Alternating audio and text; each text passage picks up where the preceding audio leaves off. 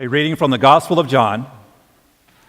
Meanwhile, standing near the cross of Jesus were his mother and his mother's sister, Mary the wife of Clopas, and Mary Magdalene. When Jesus saw his mother and the disciple whom he loved standing beside her, he said to his mother, "Woman, here is your son." Then he said to the disciple, "Here is your mother." And from that hour, the disciple took her into his own home. Would you pray with me, please? God, we are so grateful for children who inspire in us a mothering generosity and love. We thank you that we have received such generous nurture from you. And now, as we celebrate this day, may the words of my mouth and the meditations of all of our hearts be acceptable unto you. Amen. Well, this past week I came across a story that I thought was particularly fitting for Mother's Day. It goes like this. It seems that a young man was shopping at Publix one afternoon. At the end of each aisle, as he made his turn, he noticed that an elderly woman was watching him. And eventually he couldn't help but conclude that she was actually following him. So he turned and he looked at her sort of questioningly, and she shyly approached and she said to him, "Well, I suppose you've noticed me watching you. I hope you can forgive me this intrusion, but my beloved son has just joined the army and gone overseas, and I miss him so terribly, and actually you look so much like him. It's been just a privilege to spend a few moments watching you." Well, the two of them talked for a bit, and then they both approached the front of the store, and the woman went through the checkout line, and then as she was about to leave, she turned back and she said to the young man, she whispered in his ear, "Now, I know this might seem a little silly to you, but gee, it would just mean so much to me. As I walk out the door, would you wave and say, 'Goodbye, Mom'?"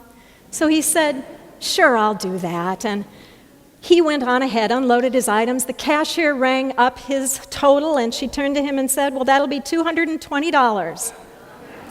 And he said, "How could that possibly be? I just had 2 frozen pizzas and a 6-pack of Coke." And she said, "Well, your mother said you'd be paying her bill too."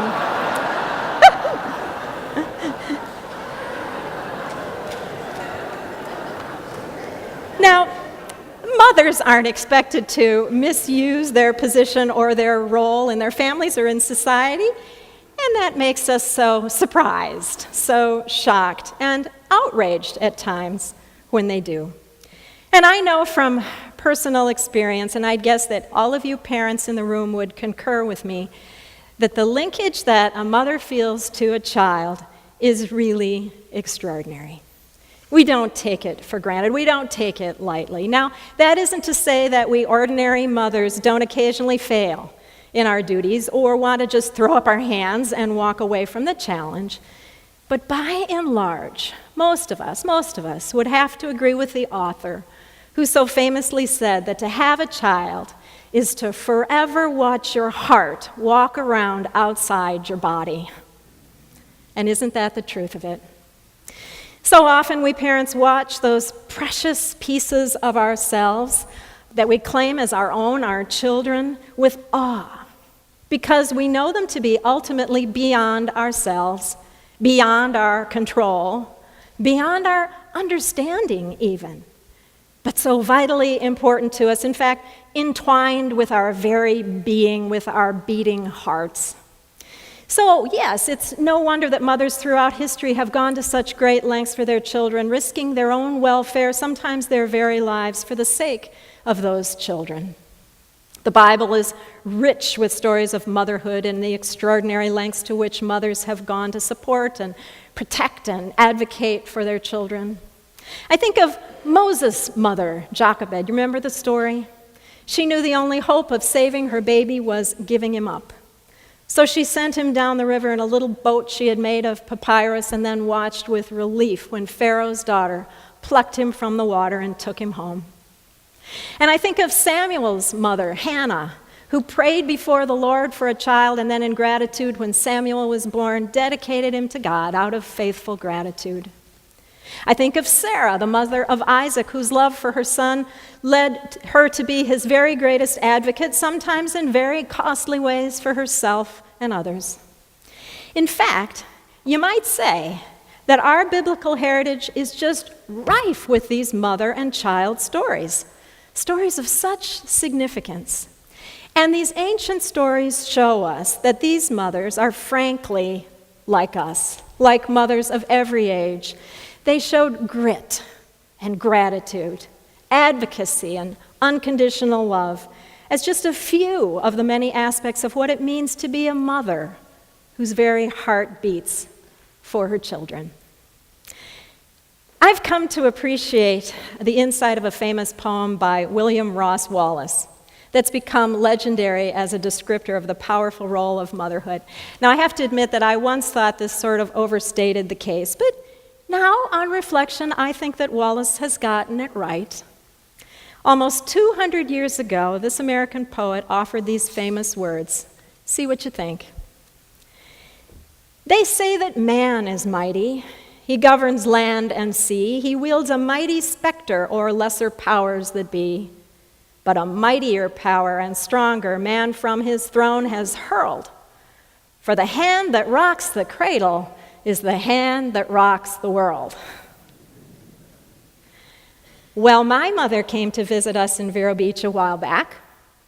She hasn't been able to come often. Before she arrived, I remember being so anxious about what she'd think about my housekeeping, whether the cat hair would bother her, if she would notice that I hadn't had the windows cleaned in years. And I can assure you that the hand that rocked my cradle still rocks my world. A mother's influence is powerful. Just think of the potential there. Just think of that. This past winter, we had that potential confirmed when, in visiting Israel with our church group of pilgrim travelers, we met with a longtime friend of ours, Professor Raed Mualem. He's a devoted Palestinian Christian who works tirelessly for peace in the land of Israel. In his university, where he also serves as president, the Nazareth Academic Institute, most of those Palestinian students are female and Muslim. And this, he tells us, is a very, very hopeful thing. You see, in Palestinian culture, the fathers make all the decisions about how the family members will behave and engage the world. They decide all the externals. But the mothers, Professor Mualem says, run the home and teach the heart, the internals, you might say. To educate the young women, then, the future mothers, he believes, could change the course of the Middle East by changing the heart. Mothers. Well, a mother's pivotal role has long been acknowledged in the Jewish community, too. Did you know that in ancient Israel, whether or not an individual was considered an heir in the covenant with God as a Jew was determined by whether or not the mother was a Jew? The mother was the link to the whole Jewish community, and therefore mother-child bonds were primary and were celebrated bonds, all about one's identity. So now, can't you just imagine, given the heritage of the supreme importance of such family bonds over any other sort of linkage, how surprised the hearers would have been when Jesus uttered the words that we read from Mark's gospel for today. After being informed that his mother and brothers had come to see him and were somewhere in the crowds looking for him, Jesus replied, "Who are my mother and my brothers?" And then gazing around the crowd, he answered his own question by saying, "All of these are my mother and brothers. In fact, anyone who does the will of God is my brother and sister and mother." Now, those would have been pretty astonishing words for his day, when there would have been a rather rigid role expectation. But don't we know this, that Jesus works hard at setting aside expectations of society if they are going to conflict with this larger view of God's expectations for us? And his larger view, well, they're simple, really. As Jesus' followers, he would say that our family is to extend beyond those with whom we share a biological link. For by our commitment to God, our mothers are everywhere. Our children are everywhere. In fact, our sisters and brothers can be seen in every face here. Now, I want you to think about that for just a minute, the power of that kind of vision. Don't dismiss it too quickly as fanciful or idealistic. Think about that for a moment. What would the world look like if we shared a linkage that close to every one of us? I heard recently of a social worker in Chicago who created a program to take advantage of the power for good in that kind of vision. It's a program that's been in existence for over 10 years now, and it's called Grandma Please. This effort is geared toward latchkey kids in the greater Chicago area, and the program runs like this. The Grandma Please program provides a phone number that kids can call if they're home alone after school and they need someone to talk to. And then senior citizens volunteer their time to answer the telephones and talk to the kids who are maybe lonely or scared or just need some adult company. The Grandma Please switchboard has proven enormously successful. They receive about 1,000 calls every month. And many of the children just want to share news of the day with someone. Or maybe they've heard a noise outside or feel a little scared. But mostly they just want that kind of human contact with a supportive person, like a grandma. And one volunteer reports that her phone calls often end with the child saying to her, "I love you, Grandma." And the volunteer is always instructed to respond, "I love you too." And they mean it.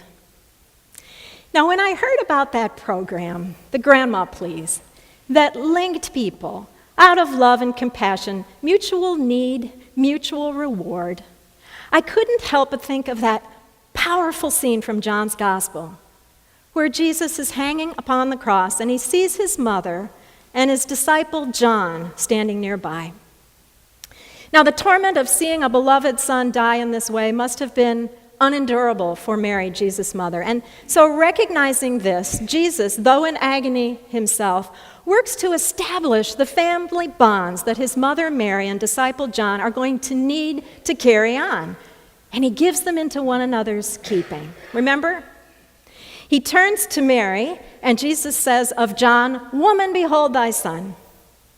And then Jesus turns to John, and speaking of Mary, says, "Son, behold thy mother." And this exchange at the foot of the cross ends the way I think most Grandma Please phone calls ends. Because what Jesus is encouraging is for mutual need to be met, mutual reward to occur through this lasting relationship. He anticipates a deep, respectful, caring, and committed bond to be forged. It's encouraging them to turn to one another and say, "I love you. I love you too." Now let's be clear. Jesus never denies, he never belittles or diminishes the foundational power of family. We're not saying that. But he does challenge us to stretch our conception of who that family could actually be. It may be, it could be, it should be conceived with the breadth of God's vision. During the conflict in Sarajevo some 15 years ago, a reporter was covering the fighting, and he witnessed a little girl shot by a sniper in the middle of town. Well, the reporter threw down his pad and pencil and stopped being a reporter. He rushed the woman who was holding this wounded child, helped them both into his car, and as the reporter stepped on the accelerator, racing to the hospital, the woman holding the bleeding child said, "Hurry, friend, my child is still alive." And a moment or two later, "Hurry, friend, my child is still breathing." And a moment later, "Hurry, friend, my child is still warm." And finally, "Hurry, oh God, my child is getting cold." Well, when they finally got to the hospital, it was over, it was too late, and the reporter and the woman wept for a while in one another's arms, and then the woman said to the reporter, "Oh, this will be a terrible task for me. I must now go find the child's mother and tell her of this terrible loss, and she'll be devastated." And the reporter was amazed. He looked at the grieving woman and he said, "But I thought she was your child." And the woman looked back at him, thought for a moment, and then she said, Well, no, but aren't they all our children? So I invite you to take a look around our church today. It's blooming with children. We've had children on the chancel. We have children in the pews. They've been in the narthex. They're in the nurseries. They're over in C2 today. And let me ask you, aren't they all our children? Woman, behold your child. Child, behold your mother. Actually, I think every time we meet, I think we experience a kind of a family reunion here, and Christ's Spirit seems to hover near, coaxing us to say in every possible way, I love you. I love you too. We have learned from Jesus that it's never enough to be concerned with just our own lives alone, our own narrow interests, haven't we? Rather, we are to keep pushing out the walls that confine us until they take in everyone, and they are all our children. What a gift to be part of such an immense family. Now, I want to acknowledge that it's true that family bonds bring responsibility. And maybe it can feel sobering to realize we bear some responsibility for all the children in the world. But as the great World War II era theologian Dietrich Bonhoeffer has said, the measure of a Christian is not how well he or she can extricate himself from a current day problem. Rather, the measure of a Christian is how well he or she will help to overcome it for the good of the next generation. So, today, whether we are young or old, male or female, let's be measured by that kind of care, maternal care that cares deeply, widely, and well for the next generation. And today, let us salute every mothering spirit in our midst. We're grateful for all you do and all you are. Go ahead, reach out and keep a grip on that cradle and rock on. Amen.